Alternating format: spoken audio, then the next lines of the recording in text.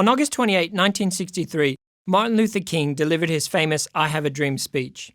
In the crowd that day was a young publishing executive by the name of Frank Carr. He was neither African American nor part of the civil rights movement, and yet, on that day, he caught the vision Dr. King proclaimed would change the world. He also had an idea to offer paid internships to African American students, support them through university and into professional jobs. And so, in 1969, Inroads was born. What started as an idea grew into a national program that has impacted thousands of families, nurtured the careers of hundreds of thousands of underrepresented minorities, and changed the lives of millions of individuals. I know because I'm one of them, a byproduct of Dr. King's dream. Inroads gave me and many other minority students access to opportunities that otherwise would not have been possible. They provided a support network where my success was inevitable and instilled in me a sense of duty to one day pay it back. In my career, I've been fortunate to work for multinational companies all over the world. In 2004, this brought me to Australia, where I noticed that the organization I had worked for had no Indigenous executives. And so, with the support of management, I created an internship program for Indigenous university students that would mirror my experience as an Inroads intern. While it was initially successful, my role took me back to London for a year.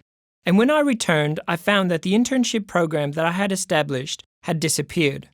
Without the support network I had enjoyed, the program had fallen over. This was the opportunity to pay it back, so I decided to leave my corporate career and create a version of Inroads that would enable Indigenous Australians to experience the same opportunities that were provided to me. The goal was to create a national internship program, independent from government funding, one that could be self-sustained for the next 50 years. The problem was being new to Australia. I didn't have any contacts in universities, no contacts in Indigenous communities, and no contacts in corporate Australia. I essentially knew no one. Whilst I had corporate experience, I had no experience running a non-profit organisation. I had no financing, there was no office, there was no staff, there was no real plan of how I would achieve my vision. The first thing I needed was to prove the model could work. I developed a business plan. I took it to philanthropists, and fortunately, they saw what was possible and gave me startup funding. As a result, CareerTrackers was born.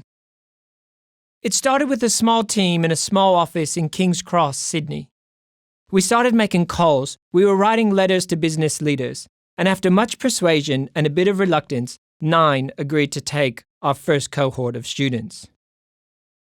At the same time, we scoured universities in search of students willing to give our program a go.